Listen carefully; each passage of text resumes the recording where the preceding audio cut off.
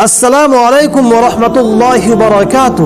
معزز ناظرین اور سامعین، بہت سارے ایسے مرد و خواتین حضرات ہیں جن کو نماز میں پڑھی جانے والی دعائیں اور تسبیحات صحیح طریقے سے پڑھنا نہیں آتا ہے، اور بہت سارے ایسے بھی حضرات ہیں جن کو بالکل ہی پڑھنا نہیں آتا ہے، حالانکہ وہ نماز بھی پڑھ رہے ہوتے ہیں لیکن تسبیحات اور دعائیں صحیح طریقے سے نہیں پڑھتے ہیں۔ تو یاد رکھیے، نماز صحیح ہونے کے لیے نماز میں جو دعائیں اور تسبیحات پڑھی جاتی ہے، ان دعاؤں اور ان تسبیحات کو یاد رکھنا، جاننا ہر نمازی، ہر مسلمان کے لیے ضروری ہے، نہیں تو اس کے بغیر آپ کی نماز نہیں ہوگی۔ اس لیے آج کی اس ویڈیو میں نماز میں پڑھی جانے والی ایک دعا، جس کو دعائے معصورہ کے نام سے لوگ جانتے ہیں، بتانے کی کوشش کر رہا ہوں۔ آج کی اس ویڈیو میں 3 چیزوں کے بارے میں ذکر کرنے کی کوشش کروں گا۔ نمبر 1، دعائے معصورہ صحیح طریقے سے پڑھ کر بتانے کی کوشش کروں گا۔ نمبر 2، دعائے معصورہ پڑھتے وقت ہم کہاں پہ غلطیاں کرتے ہیں، ہم سے کہاں غلطی ہوتی ہے، اس کے بارے میں بھی آپ حضرات کو بتانے کی کوشش کروں گا۔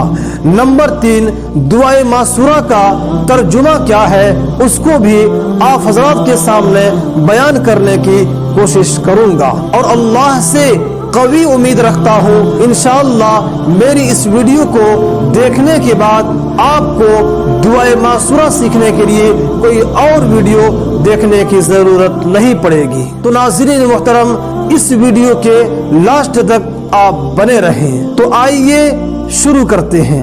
بسم اللہ الرحمن الرحیم۔ دعائے معصورہ، اللہم، اس لفظ اللہ کو تھوڑا موٹا کر کے پڑھیں گے، باریک یعنی پتلا کر کے نہیں پڑھیں گے۔ اللہم، اس کو بولتے ہیں موٹا، اور پتلا بولتے ہیں جیسے اللہم، اس کو بولتے ہیں پتلا۔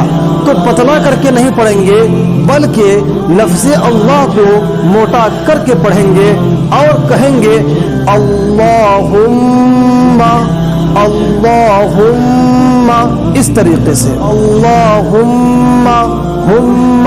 اس جگہ پہ ذرا سی آواز کو روکیں گے، آواز کو روک کر پڑھیں گے اور بولیں گے اللہم ہم، اس طریقے سے۔ میم کے اوپر زبر ہے، اور زبر کا قاعدہ یہ ہے کہ زبر کو جلدی پڑھیں، تھوڑا بھی نہ کھینچیں۔ تو کیسے بولیں گے؟ اللہم اللہم، ما نہیں بولیں گے، اللہم، اس طریقے سے۔ آگے چلتے ہیں۔ انی میں تھوڑی دیر آواز کو روکیں گے، آواز کو روک کر پڑھیں گے، جیسے انی، اس کو گننا بولتے ہیں، اور انی میں جو یا ہے اس یا کو ایک الف کے برابر کھینچ کر پڑھیں گے۔ تو انی میں آواز کو روکنا بھی ہے اور یا کو ایک الف کے برابر کھینچ کر پڑھنا ہے۔ تو کیسے بولیں گے؟ انی، اس طریقے سے۔ ظلمت نفسی، نفسی میں جو یا ہے اس یا کو بھی ایک الف کے برابر کھینچ کر پڑھیں گے اور کہیں گے نفسی ظلمن کثیرا۔ ظلمن، یہاں پر تھوڑی دیر آواز کو ناک میں چھپائیں گے، اس کو اخفا بولتے ہیں، اور کیسے پڑھیں گے؟ ظلمن کثیرا ولا یغفر الذنوب الا انت۔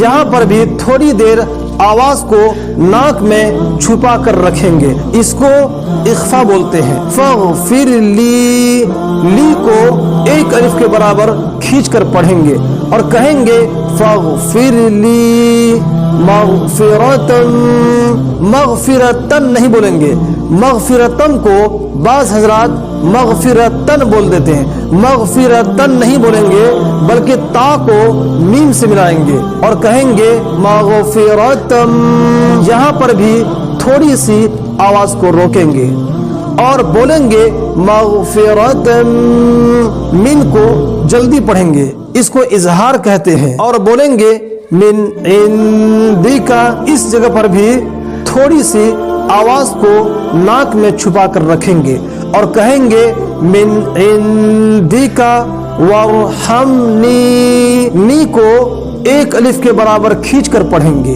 انک، اس جگہ پر بھی تھوڑی دیر آواز کو روکیں گے اور کہیں گے انک انت، اس میں بھی تھوڑی سی آواز کو ناک میں چھپائیں گے اور پڑھیں گے انت الغفور الرحیم۔ تو معزز ناظرین اور سامعین، آئیے اب ایک بار مکمل دعائے معصورہ کو صحیح تلفظ کے ساتھ پڑھتے ہیں، آپ بھی ہمارے ساتھ پڑھیے۔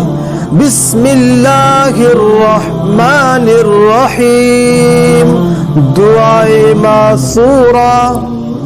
اللہم انی ظلمت نفسی ظلما کثیرا ولا یغفر الذنوب الا انت فاغفر لی مغفرة من عندك وارحمنی انك انت الغفور الرحیم۔ اس طریقے سے آپ کو بھی پڑھنا ہے اور یہی طریقہ صحیح ہے۔ تو معزز ناظرین اور سامعین، امید کرتا ہوں کہ آپ حضرات دعائے معصورہ صحیح طریقے اور صحیح تلفظ کے ساتھ سمجھ گئے ہوں گے۔ اب آئیے اس کا ترجمہ سیکھتے ہیں۔